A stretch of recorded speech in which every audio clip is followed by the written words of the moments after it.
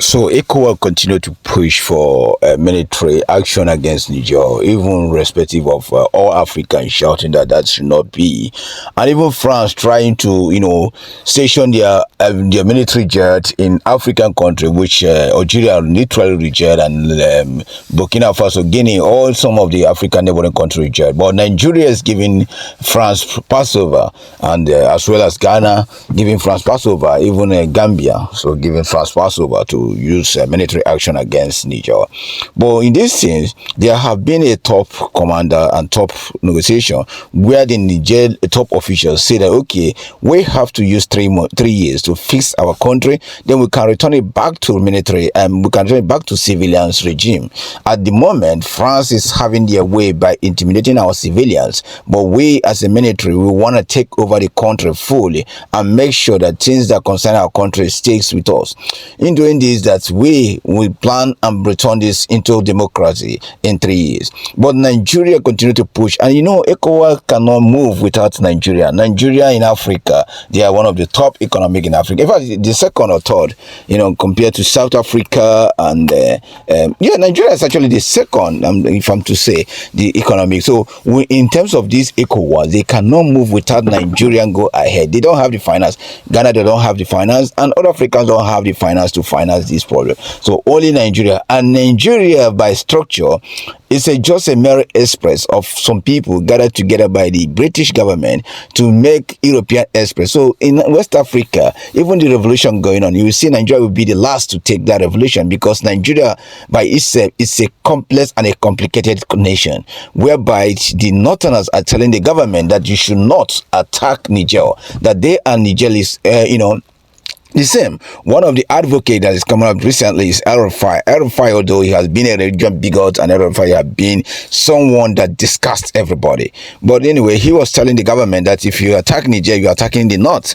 And the people of Biafra have just said the thing that if the government attack Niger, that they are going to break away, declare their independence immediately, and they are going to support Niger to attack Nigerian government. So in between this, the two tribes here, look at the North is the Hausas telling the West, which happened to be the selected president Bola Ahmed Tinubu, not to attack Niger, and the Igbos, which is the Biafra, most of the Biafra areas, are telling the West. So it will be between the Niger and in the Western Australia and the Western Nigeria, and in this case there will be a problem for the West. So a lot of sensible West are calling Tinubu to keep off, and this will see the end of Nigeria. The revolution is going on now. It haven't started for the English country, but the English country revolution has to take place for that country, for continent of Africa to be literally liberated, and Nigeria will not allow to get involved in the revolution, because that's see that the economic power of Nigeria will break out,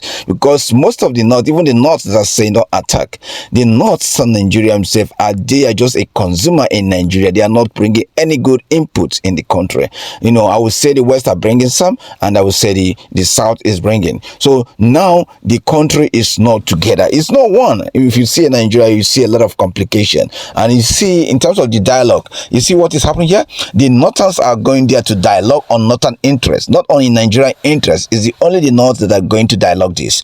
Why the South? Why the West? They all stay there to watch. Now you ask yourself, if Nigeria is one, then they will bring people from the South, people from the North, and people from the West to go and dialogue. You see the former vice president, the emir, all of them are going there. They're telling that the North and the Nigerians. So Nigeria is not one. Even for a country to come out and your country threatening you, and a citizen, a common citizen who is not even a governor again, is threatening the government. Now you ask people, if people from the South speak this way, El-Rufai is speaking, they will just go and pick them up and begin to shoot them. The next thing you hear that these are touts.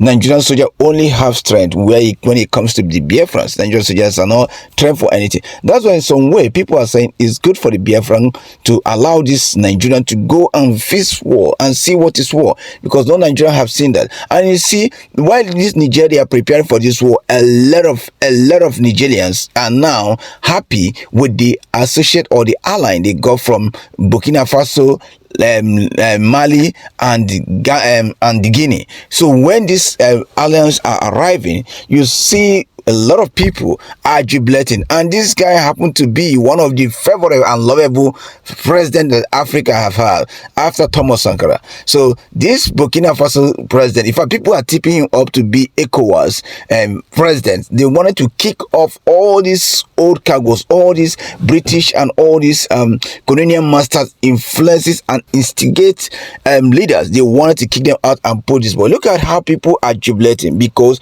they want to see change, and that change in Niger is something that we want to see. So now ECOWAS is saying that okay, it must be action. It must press to eliminate this guy. They must press to eliminate Libya, and these things continue to linger in West Africa.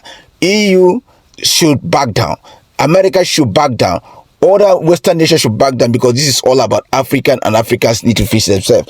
Africa don't want you guys to come and continue to exploit their country. They want business, genuine business, like you saw the BRIC, which is happening now in South Africa, is doing. So they don't want those things. Now this young man is actually telling you guys that how can Africa be so rich in mineral resources and you stay still poor? Even people like Niger is a total example. Look at these people. They have, Burkina Faso they have gold, they have neuron. So how come they also still poor? Now they told you, well, listen guys, we are going to make our own business on our own, and you guys should butt out. And he's doing it. And people are trusting the Burkina Faso president, the young president. They trusting him because they know that someone like him to be in authority that way, a lot of good things is going to come out in Africa. Look at how Africa will liberate themselves, and they join you to liberate each and every part of Africa you can. People are standing up for Africa. The ECOWAS influencing, military action. They have told them that it will be jeopardized by even the Nigerians. I know the majority of Nigerian military are Nigerians. They recruit them in order to fight the South, which is the Biafran that wants to liberate. So when you ask these Nigerians to go and fight their people, what happened? They will betray the pilot. They will betray their fellow soldiers. That's where you see soldiers turning against each other and shooting each other. So now Africa wants to leave their mess that EU have put them into, to begin to think about themselves and create a good future for themselves. And you guys should bow out from Africa, like this president of Burkina Faso have been saying, that the Africans should stand for them right, and Africa should develop, and Africa should be sufficient, and Africa should build on the natural resources they have.